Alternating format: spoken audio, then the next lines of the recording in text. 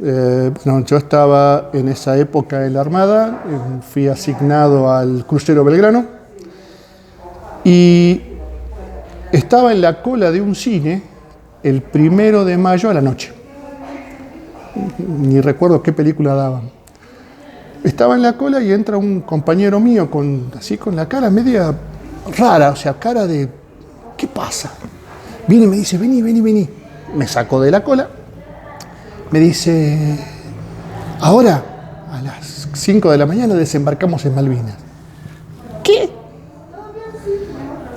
A las 5 de la mañana desembarcamos en Malvinas. No te puedo creer. Bueno. ¿El cine ese dónde estaba ubicado? En Punta Alta. De la calle central de Punta Alta, una cuadra hacia la izquierda, cerca de una casa de electrodomésticos muy grande. ¿Pegadito a la base naval? Sí, pegadito a la base en Punta Alta, pegadito a la base de Puerto Belgrano. Y cuando decían desembarcamos, no eran ustedes, sino otra comitiva de la Sí, en realidad el desembarco fue por parte, la primera parte del desembarco fue por parte de los buzos tácticos, o sea, todo un movimiento.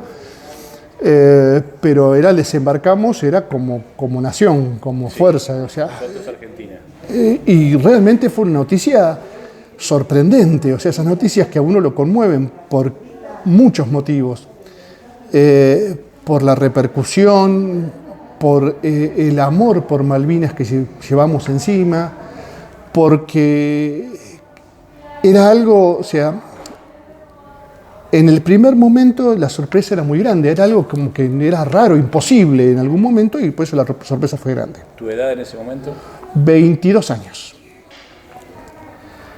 Bueno, al día siguiente se produjo el desembarco, tal como me había dicho mi compañero, y bueno, nos reunieron y nos dijeron que había pasado oficialmente.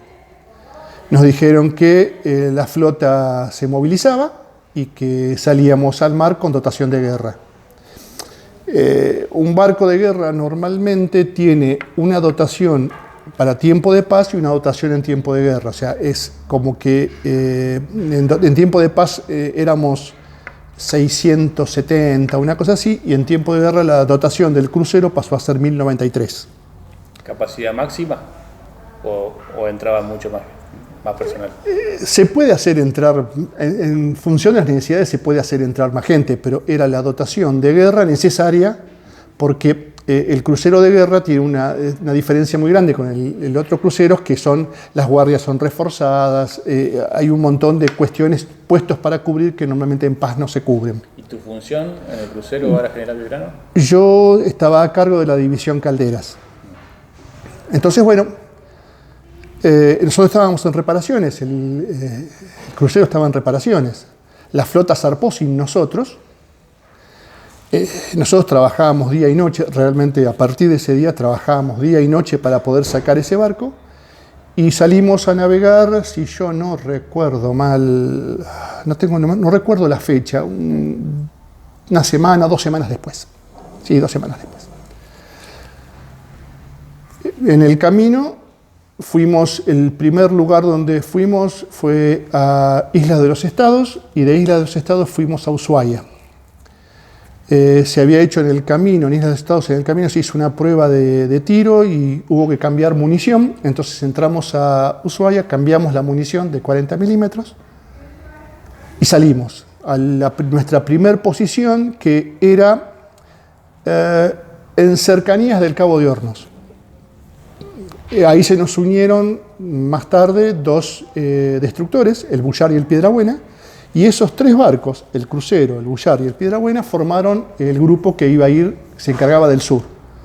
La primera función era estar en el Cabo de Hornos porque si hay un paso de barcos del lado chileno hacia Argentina, tenían que pasar por ahí. Entonces, por eso estábamos nosotros ahí. Bueno, luego de eso, bueno, ya en ese momento empezaron todo lo que eran simulacros de alarmas de combate, que ya dejaron de ser simulacros. Al principio eran simulacros, o sea, es cuando el simulacro se avisa que es un simulacro, claro, y se procede. Ya después se dejó de avisar y a cualquier hora del día, de la noche, comiendo, durmiendo, lo que estuviera uno haciendo, sonaba la alarma de combate y había que ir a cubrir puestos de combate. ¿Y no sabías si estabas actuando No, o si no. estabas simulando? No, ya no se sabía. Se fue ordenando, o sea, los barcos, para el que no los conoce, tienen un sentido de circulación. Porque los pasillos suele haber uno por cada banda, o sea, por cada lado del barco, y si todo el mundo va y viene por el mismo pasillo sería un caos. Entonces, un sentido de circulación. Los primeros simulacros nos chocábamos, gente que iba por el lugar que no tenía que ir, se trababan cosas, cerraban puertas, pasaban todo.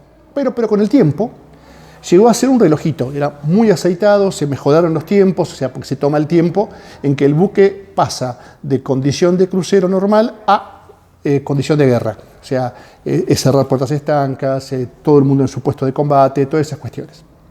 Y llegó realmente a hacerse bien, muy bien.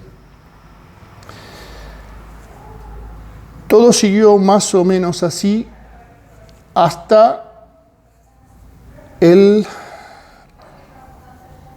1 de mayo. Esa noche, la noche del 1 al 2 de mayo, la flota argentina iba a atacar la flota inglesa. Se había encontrado la posición de la flota inglesa, que estaba al norte, sí, ligeramente al este, noreste, pero sí, más bien al norte, de las islas. Se le iba a atacar con 3 grupos. Del norte venía el portaaviones con 2 destructores y por el otro lado venían el destructor que creo que, si no recuerdo mal, creo que fue el Santísima Trinidad y las corbetas. Entonces y nosotros por el sur. Entonces íbamos a atacar a la flota inglesa. Toda la flota argentina iba a atacar a la flota inglesa. Que en ese entonces todavía no era tan abundante. No, la flota inglesa fue siempre la misma. Ah, ¿sí? Sí, no hubo. Lo que hicieron los ingleses, lo que tuvieron fue cambio de unidades. O sea, por ahí les prestaban, o sea, una unidad porque salía de combate, o sea, un cambio, pero no tenían más movimiento que ese. Esa noche iba a ser el ataque y entramos en puestos de combate aproximadamente, si yo no recuerdo mal, alrededor de las 20 horas, una cosa así. A eso de las... Ya de noche. Para Sí, Patagonia de noche. A eso de las... serían 6 de la mañana, 4 y media, 5 de la mañana, salimos de puestos de combate. Nos dijeron que se levantaba puesto de combate. Después, bueno, uno con el tiempo se entera qué pasó, o sea, fue un día atípico, no hubo viento. Y eso hizo, la falta de viento hizo que los aviones, los A4, no pudieran despegar del portaaviones, porque, para que el avión despegue del portaaviones, hace falta que el portaaviones corra en contra del viento a toda la velocidad que da para generar el viento suficiente para que el avión pueda levantar. Sí. Bueno, ese día no hubo viento y si el único viento que hubo era tan poco que hacía que los aviones tuvieran que salir prácticamente sin carga, sin munición. No tenía sentido arriesgar los aviones para ir prácticamente sin bombas, sin nada. Entonces se suspendió el ataque. Los ingleses se corrieron la flota hacia el este. En principio siempre se dijo que fueron avisados por el satélite norteamericano. Claro, hay inteligencia. Claro. Y el ataque no se produjo. Entonces nosotros nos ordenaron volver a Ushuaia. Estábamos volviendo a Ushuaia el día 2 de mayo,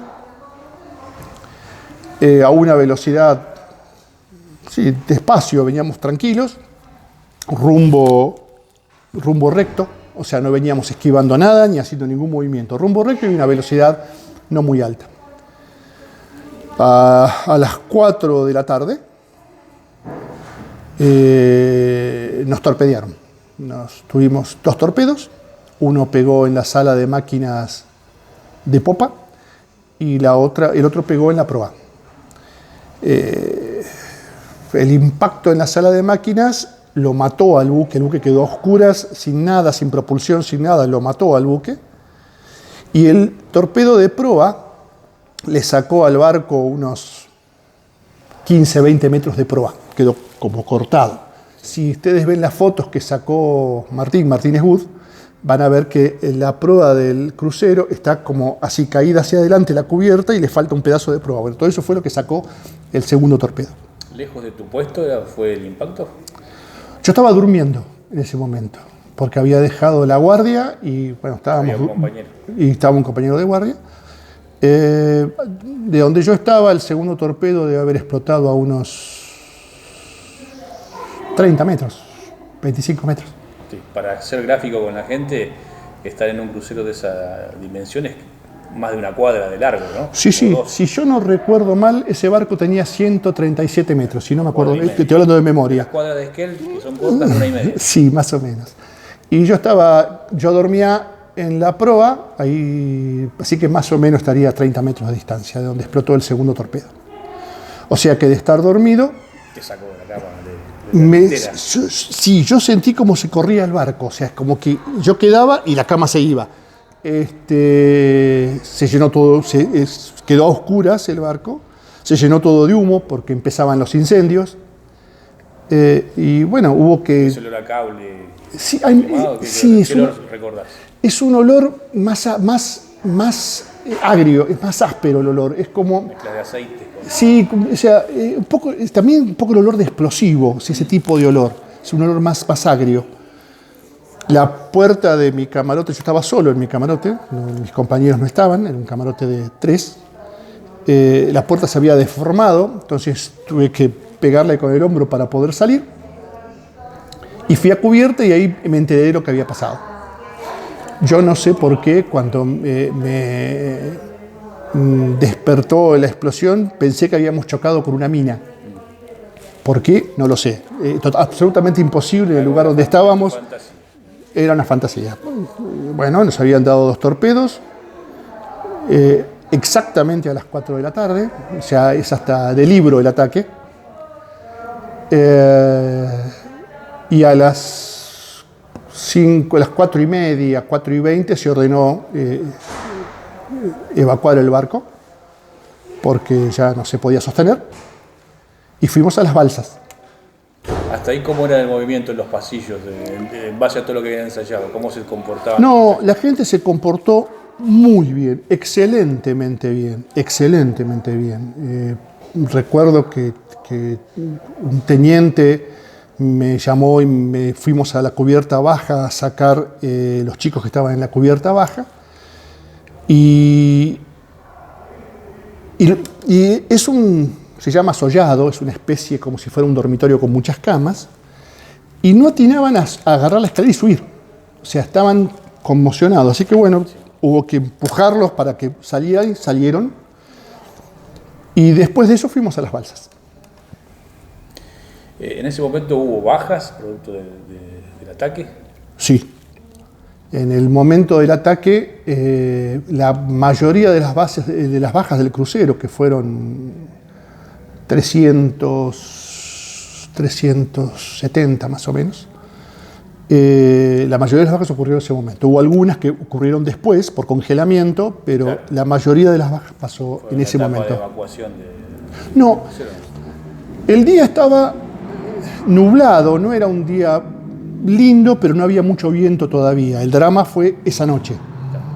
O sea, pudimos evacuar a las balsas. ¿Alcanzaban para todos? Sí, alcanzaban para todos, sobraban también. Lo que pasa es que hubo cosas que ocurrieron que fueron... O sea, hubo balsas que se perdieron, hubo una balsa, por ejemplo, que le cayó la cadena del ancla encima. Para que se entienda, en un barco de ese tamaño, cada grillete es una cosa así, debe medir unos 40 centímetros cada grillete.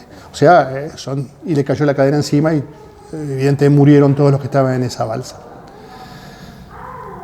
Las balsas... ¿Estabas lejos de ahí? No, lo vi. Yo debería estar de ese lugar, debería estar 40 metros. ¿En ese momento vos divisás dónde están tus amigos o tus más cercanos del grupo? No, porque uno tiene un puesto, uno tiene un puesto de abandono y tiene una responsabilidad, o sea que la balsa que uno le toca, quedó ahí. De todos modos, yo no abandoné en mi balsa, porque hubo un momento que el barco dio un bandazo importante, entonces bajé a lo que se llamaba una especie de plancha de acero que tenía ese barco alrededor, que era para hacerlo más reforzado de la época de la Segunda Guerra Mundial. Ese barco estuvo en Pearl Harbor, se llamaba Phoenix en esa época. Bueno, y de ahí fui al agua y del agua me subieron a una balsa. Y esa fue la balsa en la que quedé de todo el camino.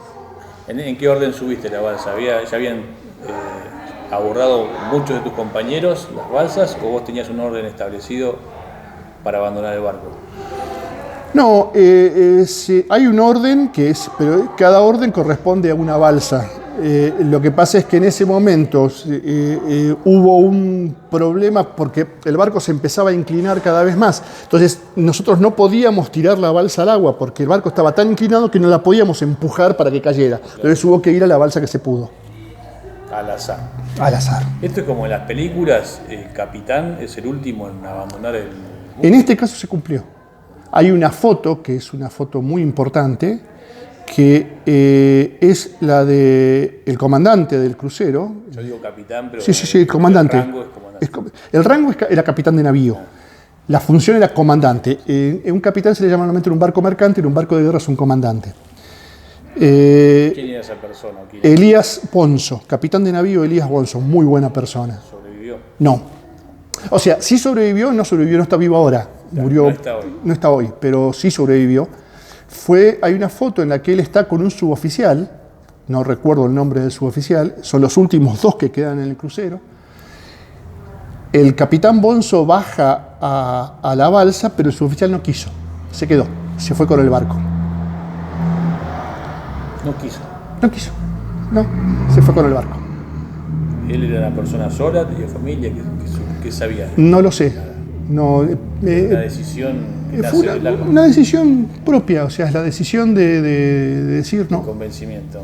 Acá me quedo. Y se quedó, y se fue con el barco. Volvemos al momento que vos ya estabas en la balsa. Ya estaba en la balsa. ¿Cómo sigue tu periplo? ¿No? Y estaba en la balsa y estaba mojado porque había estado en el agua. Esa noche hubo un temporal muy, muy fuerte. Son olas de 10 metros de altura. El reporte meteorológico que leí después decía que esa noche es mar 10, olas de 10, 12 metros de altura, 120 kilómetros de viento y 20 grados bajo cero de sensación térmica. Esas fueron las condiciones que abandonamos. Nosotros, cuando recién abandonamos, atamos una balsa una con otra. Eso se hace para que, visto desde el aire, el blanco, llamémoslo así, sea más grande. Entonces sea más fácil. Pero lamentablemente hubo que soltarse porque el temporal era tan fuerte que los tirones que pegaban las balsas hacían que se pudieran romper. Entonces hubo que cortarlas. Entonces hubo balsas que se alejaron mucho y hubo balsas que se quedaron menos. O sea, de acuerdo a cómo estaba de inflada, de acuerdo a cómo se presentó al viento, de acuerdo a todo eso, la balsa hacía más camino. Esa noche fue difícil. Fue una noche realmente fea, muy fea. ¿Cuántas balsas tenías a tu alrededor? ¿Las tenías a la vista o no, iba? No. ¿La tuya iba sola en la inmensidad del océano? Es que... ¿Y cuántos eran ustedes? Éramos 13. Y... No, uno no ve... Hay que tener en cuenta que una ola de 10 metros, a uno lo sube, pero al mismo tiempo que uno lo sube, baja al otro, claro. Aunque esté muy cerca uno no lo ve. Y realmente la balsa era un tema complicado. No podíamos salir a mirar porque las olas eran tan grandes que nos cerraban encima. Entonces, si hacíamos eso, corríamos el riesgo, que nos pasó después cuando se rompieron cierres de la balsa, nos pasó que se llenó la balsa de agua. Entonces el frío es Espantoso. es espantoso, sí, el dolor es espantoso. ¿La ropa que tenías puesta? ¿Qué ropa? Tenía puesta una parca, una camperita abajo de eso y el pantalón normal, un pantalón de Grafil. Sí, no, era un pantalón sintético y hay algo importante en eso y nada más. Era lo que había. ¿Calzado? Calzados, zapatos, unos borcegos ahí tenía puesto. Igual, mojados, no suman nada. Pero los ingleses tenían toda la ropa que usaban en combate era de algodón. Nosotros usábamos la ropa de sintético. La diferencia es importantísima. Claro. Si ustedes ven fotografías de los ingleses en sus barcos, ven que ellos iban a puestos de combate con una especie de capucha como la que usan en Fórmula 1, Sí. que solamente se ven los ojos. Eso es para el fuego, para la onda expansiva del fuego. Sí. Nosotros teníamos toda la ropa de material sintético, o sea que al que le agarraba, y fueron varios los que estuvieron en esa situación, al que agarraba la onda expansiva, el plástico se pegaba, se achicharra y se pegaba a la piel. O sea, el algodón es retardante de llama, en cambio el plástico no. Y eso era inaccesible para la Argentina de entonces, ese tipo de No, ropa. no era inaccesible. Un pantalón grafa común de los viejos era de algodón. Pasa es que no estábamos preparados no estábamos preparados para ciertas cosas. No había sido previsto para ciertas cosas el tema. Bueno, esa noche, lo que más recuerdo de esa noche era el reloj, porque me pasé la noche mirando el reloj esperando que amaneciera, porque la noche fue una noche difícil. ¿Ese reloj tenía significado para vos? Ese reloj... ¿Es un objeto No. familiar o te lo compraste? No, es un reloj que compré en su momento y que lo tenía, que mi hijo se encargó de destruir, aparte cuando era chiquito. Era un reloj, pero lo importante era que tenía los números fosforescentes. Sí. Entonces de noche... Un Seiko, seguro. Un Seiko.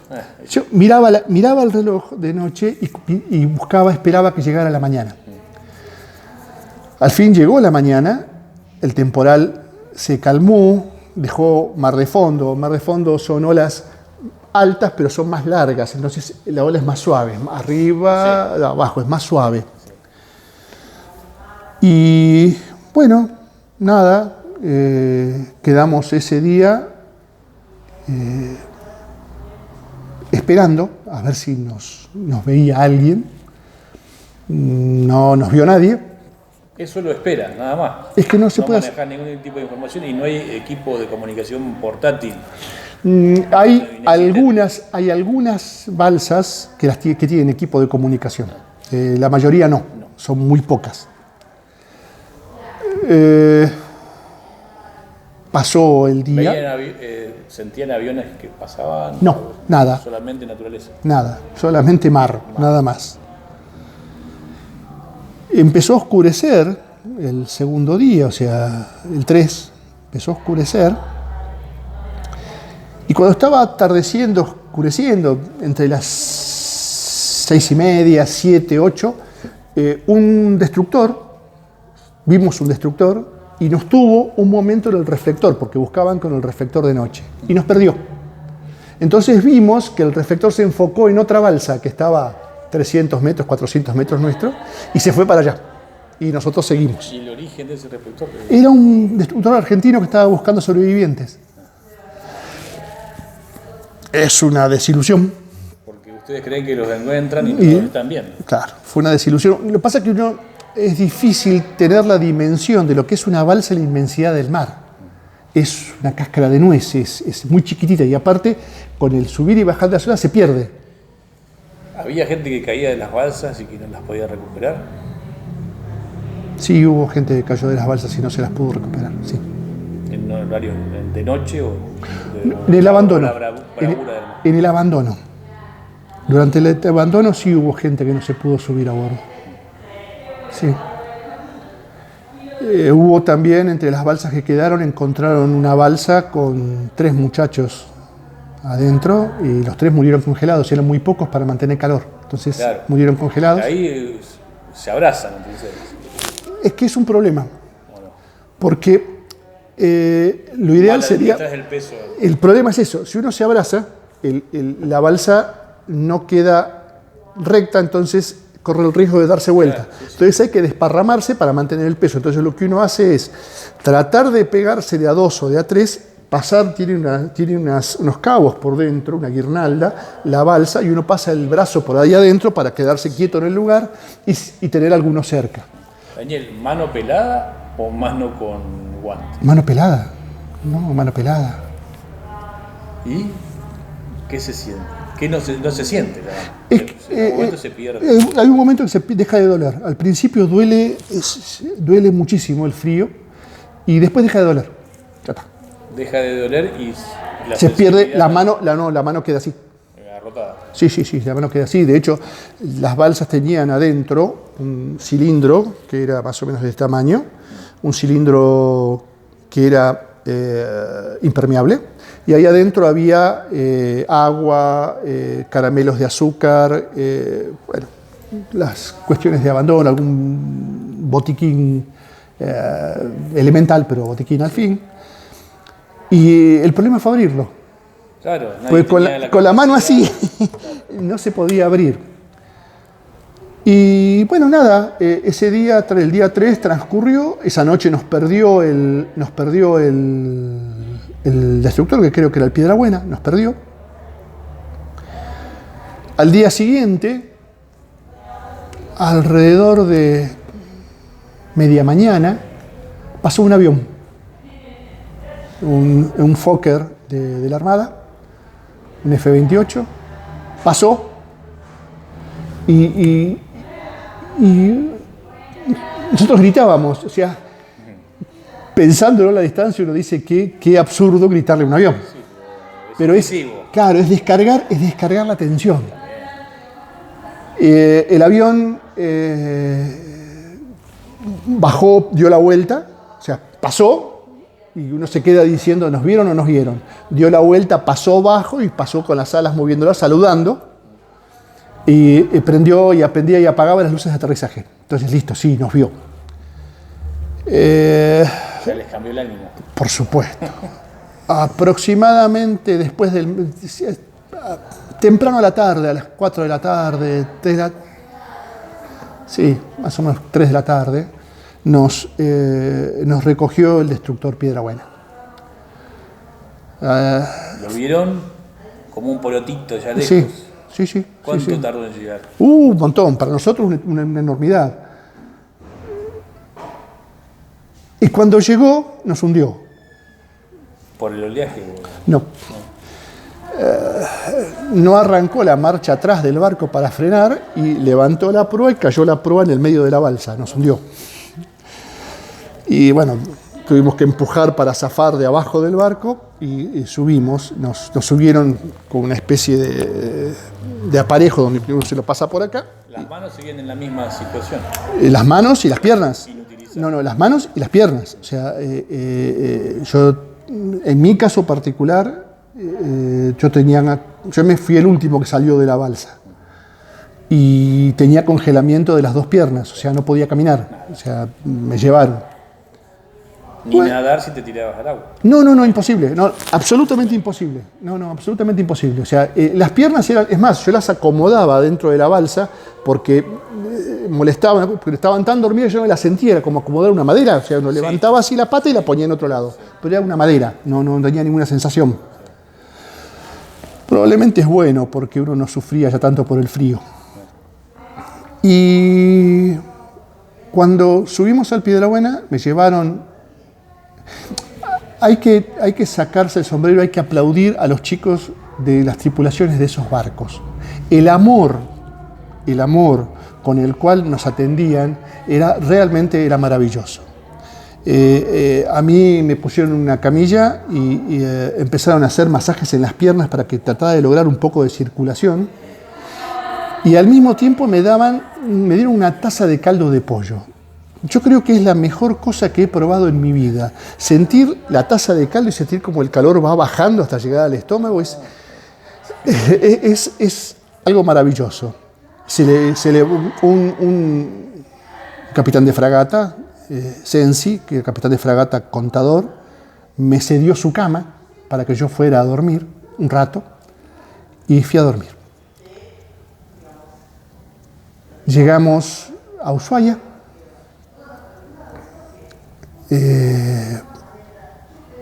Nos alojaron a todos en un hangar de lo que era la base, en un hangar que pusieron todos colchones en el piso uno al lado de otro y nos dieron una especie de mameluco de color verde y una zapatilla flecha color blanca. Y nos dieron cigarrillos y café. Era el cielo.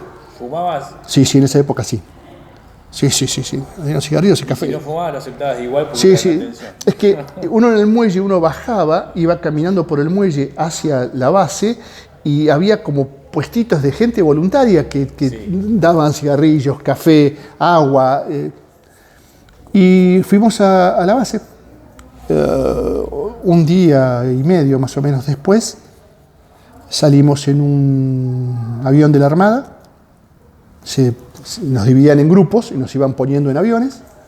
Salimos en un avión de la Armada con destino a Puerto Belgrano. Ese avión en particular hizo una parada en Río Grande. Río Grande era una de las bases principales argentinas de ataque a Malvinas. Sí. Los pilotos estaban sentados. El aeropuerto de Río Grande era un aeropuerto chiquito, como el aeropuerto viejo de Esquel, chiquito. Tal vez un poco más chiquito todavía. Y en la sala de espera estaban sentados los pilotos esperando. Y vinieron y nos abrazaron. Decían, bien, qué bárbaro. O sea, fue una sensación de hermandad muy grande la que hubo en ese momento. Bueno, después llegamos a Bahía Blanca, a Espora. ¿En avión fueron, no? Sí. ¿Qué avión era? Un Electra. ¿El gran porte cuánto transportados entre ahí? Deberíamos ser más o menos 60. Sí, o tal vez un poco más. Sí, no, 60, 70. Llegamos a Espora, bajamos, nos recibieron, nos hicieron desfilar. Creo que nunca lloré tanto en mi vida. O sea, creo que fue el primer momento en el que uno siente como que es una mezcla de sensaciones, como que uno ya está como fuera del peligro inmediato, pero sentir es el calor de la bienvenida. Nos subieron a un colectivo viejo, y nos llevaron en eso hasta Puerto Belgrano. Y había gente en la ruta que estaba con banderas argentinas y nos saludaba. Llegamos a Puerto Belgrano, tuvimos una revisión médica muy rápida y de ahí salimos.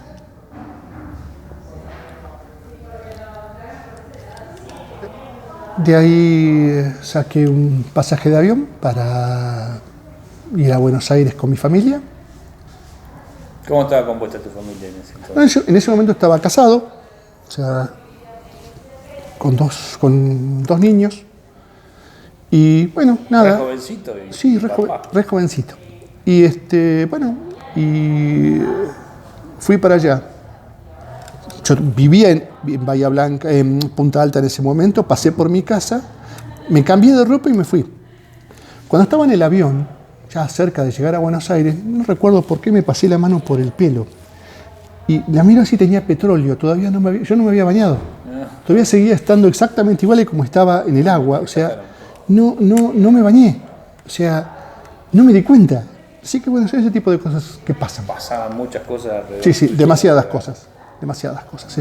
Es muy duro, salir del hospital fue muy duro, porque afuera del hospital estaban familiares de los que no volvieron y preguntaban por ellos.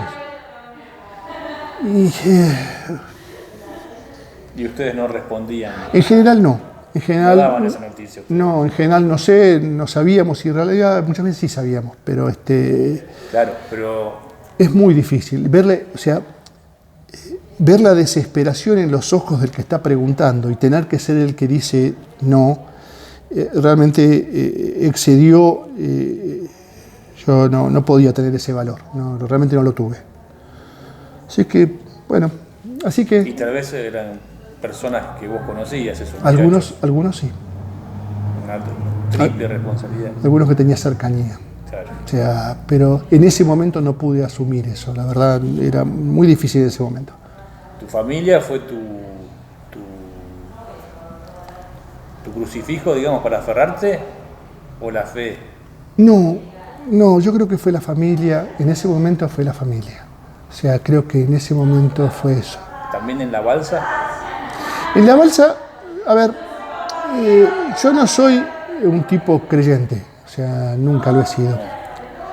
Pero creo que ahí en esa balsa uno tiene charlas con Dios, habla. Sí. Y charla un rato de lo que está pasando. Sí, es otra cosa, sí, es otra cosa distinta, es otro tipo de conversación. Sí. Uno, digamos, que hace esas cosas. Bueno, ¿y el reencuentro con la familia cómo fue? Con tu familia, tus hijos. El reencuentro con la familia fue interesante porque mi balsa fue la anteúltima balsa que se recogió. Después de la mía hubo una más y no hubo más. Entonces se mandaban a Puerto Belgrano los listados de los sobrevivientes encontrados. Y se pegaban unas listas, en una pared se pegaban unas listas de los que iban apareciendo. Yo no aparecía en las listas porque, claro, mi balsa todavía no había sido encontrada. Entonces estaba como desaparecido. Y cuando llego, una de las primeras cosas que hice cuando llegué, agarré el teléfono, conseguí un teléfono y hice una llamada. ¿Un teléfono público? Sí, un teléfono público. Hice una llamada, sí. Hice una llamada que aparte la operadora, realmente también tengo que hacerle un monumento porque, o sea, yo pido la llamada con la casa de mis padres porque yo en mi casa en aquella época no tenía teléfono. Y me dice, señor, tiene, no sé, creo que me dijo 4 horas de demora, una cosa así. Entonces le conté. Me dice, espere, señor, espere. No, pero mire, espere. Y me comunicó inmediatamente. Claro, no sé, pasó por arriba de todo el mundo y me comunicó inmediatamente. Y creo que fue... ¿Y la primera voz que escuchaste? La de mi viejo. La primera vez que lo escuché llorar. Mi viejo yo no lo había visto llorar nunca. Y lloraba desconsoladamente. O sea, no podía hablar de cómo lloraba. O sea, creo que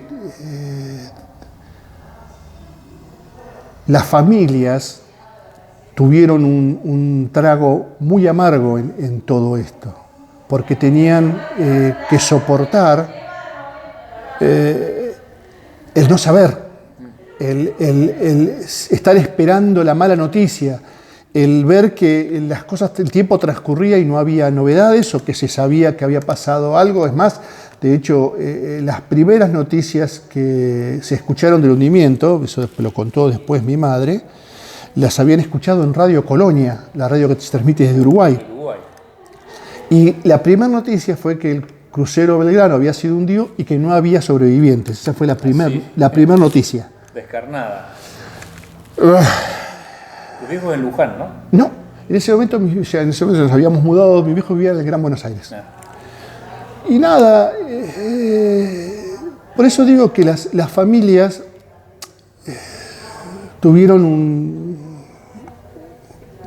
la pasaron muy mal, tuvieron que soportar muy mal todo eso, porque básicamente porque muchas cosas no se sabían, las personas no tenían noticias.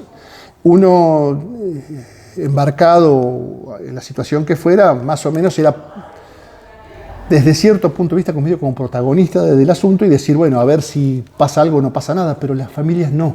Las familias tenían que consolarse unas con otras o ver qué podía pasar. ¿Y el reencuentro con tus nenes?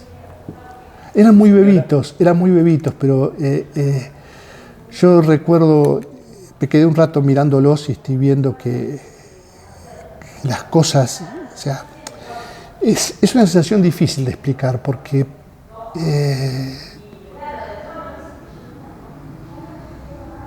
hay un momento en el cual uno piensa que ya no va a volver. O sea, la verdad es esa, o sea, que salir de esa noche del temporal grande, realmente...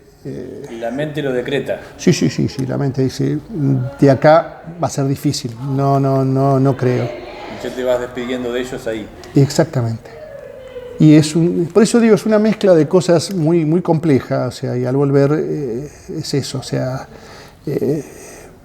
aparte que lleva mucho tiempo el poder tratar de estabilizarse. Sí. O sea, porque es mucho, muy de golpe, muy doloroso, entonces es difícil el poder volver a la vida normal. Yo creo que nunca se vuelve a la vida normal. Yo tengo un camarada veterano que me decía, cambiaría todo lo que tengo por volver a ser el que era antes de ir. Y es cierto, o sea, uno no se saca nunca la marca, está encima. Tratamos de seguir para adelante, nos reímos cuando podemos, tratamos de hacer la vida lo más normal posible, pero está ahí.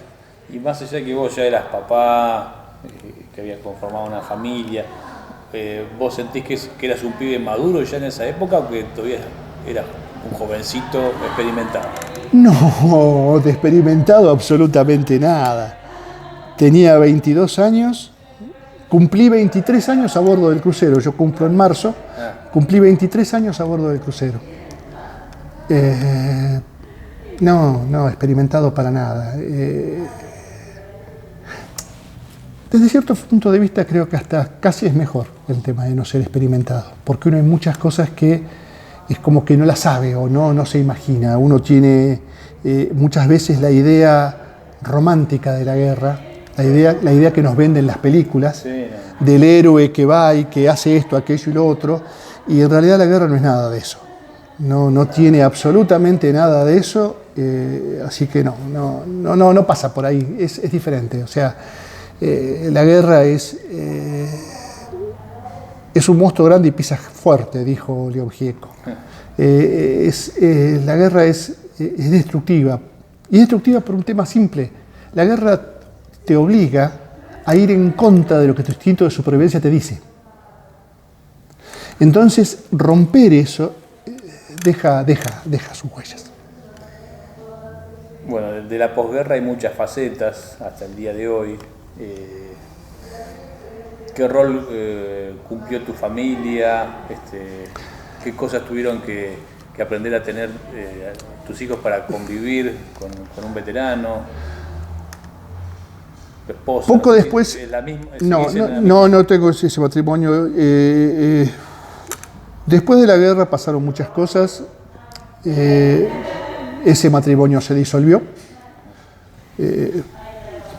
Supongo que como en cada pareja, cada uno agrega su parte, pero yo no podía dormir bien, no dormía bien, tuve un tiempo en el cual me alteraba muy simple, una época en que si alguien me despertaba, yo me despertaba gritando, o sea, claro, una época muy complicada y bueno, a veces... Hay que estar preparado como familiar también para... Es que no hubo nadie que los preparara. Nadie te preparó. No hubo nadie que preparara eso. Las fuerzas en general a nadie le proporcionan una asistencia psicológica o le dieron una mano en algo. Eran como que éramos extraños, era algo así, sí, gente rara. O, dicho así, en los pasillos, los locos de la guerra. Entonces es muy difícil la parte esa. El Estado desapareció, el Estado no le interesaba vernos, no le interesaba ayudarnos, no le interesaba nada. En realidad, que estuviéramos o no estuviéramos, al Estado no le calentaba demasiado. O sea que nada, de hecho nos ocultaron hasta cuando terminó la dictadura. Después de eso, en el gobierno de Alfonsín nos siguieron ocultando. Por los motivos que fuere. Sí. El resultado fue ese, o sea, no quiero decir que fuera uno igual que otros, pero simplemente por el motivo que fuere, pero nos seguían ocultando. Y seguimos así, dando tumbos. Al día de hoy, los cálculos hechos por las asociaciones de veteranos y por entidades privadas dicen que es la misma cantidad de gente que se ha suicidado que la gente que se perdió en la guerra. Las Fuerzas Armadas, el Ejército, la Armada, tienen un conteo muy elemental. Creo que el Ejército cuenta con 38 y la Armada creo que dice 20. Pero es un recuento de gente que tiene contacto con ellos, no es un recuento de todo el mundo. O sea que hay más gente que se ha suicidado que la misma cantidad que la que murió en combate.